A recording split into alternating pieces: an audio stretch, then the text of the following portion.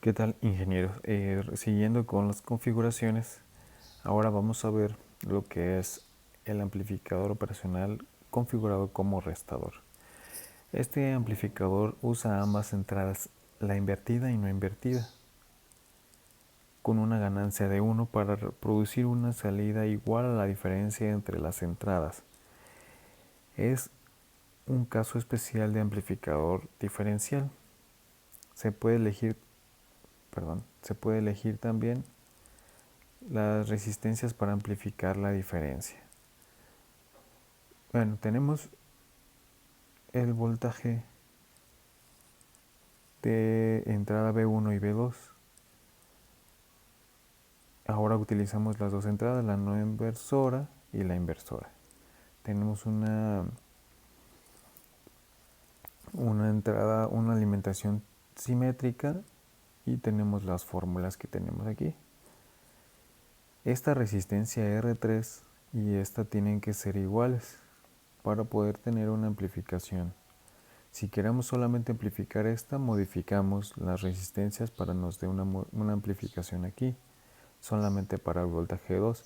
Si queremos una amplificación del voltaje 1 para poder hacer la resta, tendríamos que modificar esta resistencia R3 y ya no serían iguales. R3 entre R1 para poder obtener una amplificación del voltaje que entra.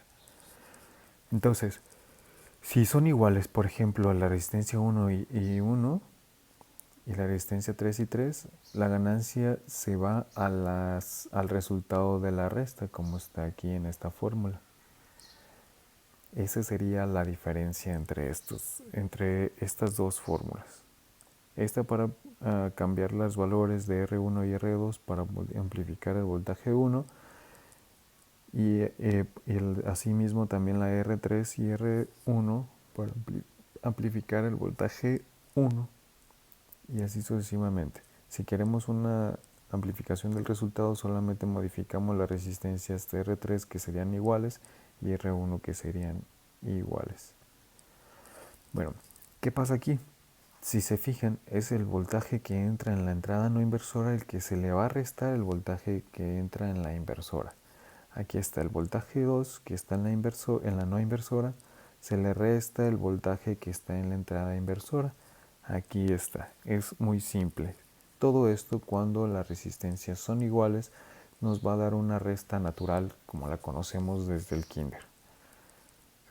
Vamos al ejemplo. Entonces, ¿cómo sería el comportamiento de la mayoría de las configuraciones de los op-amps?